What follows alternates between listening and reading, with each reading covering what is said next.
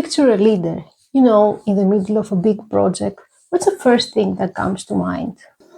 Probably someone that is always moving, firing off emails, racing from meeting to meeting, going to constant alignments, this total world of activity. But what if I told you that best leadership, it's not about this frantic energy at all, but about deliberate, calm, focused energy? All right, let's get into it. I probably know what you're thinking. Calm? Does it mean that really are not doing anything? Or they're just like passive? Look, that's totally fair question.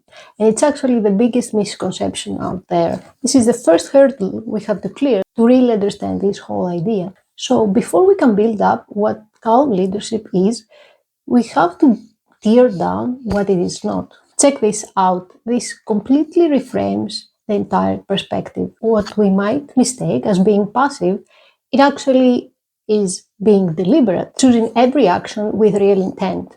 What looks slow, it's actually being focused, focusing on what truly matters and ignoring the rest. And that feeling that they're disengaged, nope, that is composure. The ability to stay steady when everything else is going crazy. It's not a lack of action, it's a lack of that reactionary noise. Okay, so with that myth actually busted, we can start building a new, much more accurate model. Let's redefine what we actually mean when we talk about calm leadership. Here it is, plain and simple. In its heart, calm leadership is a super active and intentional style. The keywords you have to remember, it's deliberate action, focused communication, and emotional composure.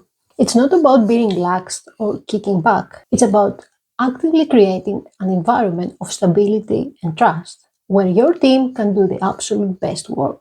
That all sounds great in theory, right? But what actually looks day to day? How do you spot a calm leader? Or even better, how do you become a calm leader yourself? Let's get practical. It really boils down to three powerful and most importantly observable behaviors that pretty much anyone can start to build in their own style. It comes down to this.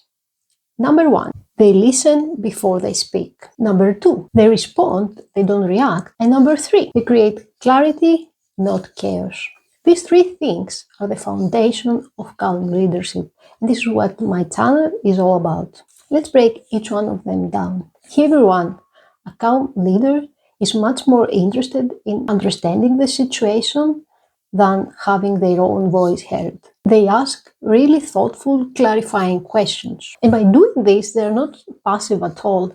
They're actively hunting for information. And just as important, they create a space so the team feels safe enough to really tell what is going on. Behavior 2. Responding, not reacting. This is a game changer. When the crisis hits, our first instinct is to react, right? Instantly. But a calm leader introduces a pause. It might only be for a second, but this little pause means everything. It gives them a moment to manage their own emotions and make decisions based on information, not just by some gut impulse that is driven by adrenaline and fear. And finally, behavior 3.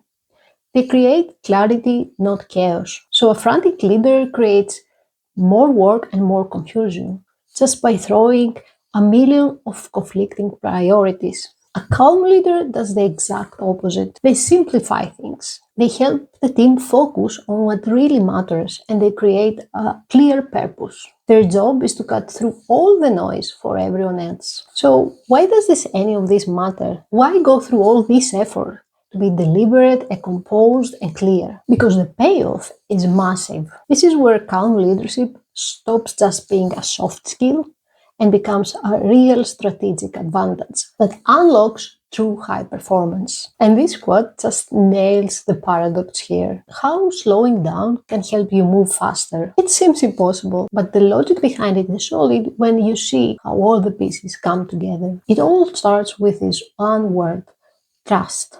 A leader who listens, who responds thoughtfully, who provides clarity. Or, well, that's a leader that is consistent and predictable in the best possible way. And that consistency is the absolute foundation of trust. Your team knows that you're not gonna fly off the handle or just change priorities every 5 minutes. They can actually count on you. And that trust, that's what unlocks incredible speed. You see, when the team trusts its leader, they stop wasting time and effort of second-guessing decisions or thinking about who is going to get the blame and trying to protect themselves. That all their energy can just go on doing the work. They can move with confidence and purpose. Trust basically eliminates all the friction that slows things down. So we have unpacked the what and the why. Now let's take a little moment for reflection. How you can start applying these ideas to your own leadership style. It doesn't matter if you're leading a whole company or just a tiny project. Let's leave it with just one question. You don't have to transform overnight, but just think about it. What is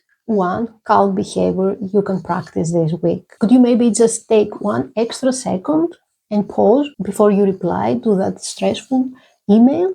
Or just ask one more clarifying question in the meeting before going into the conclusion. The real power of calm leadership starts with one deliberate choice. So, what will that yours be? Thank you for listening to me. I'm Seragaki in Calm Product Leader, and see you next time.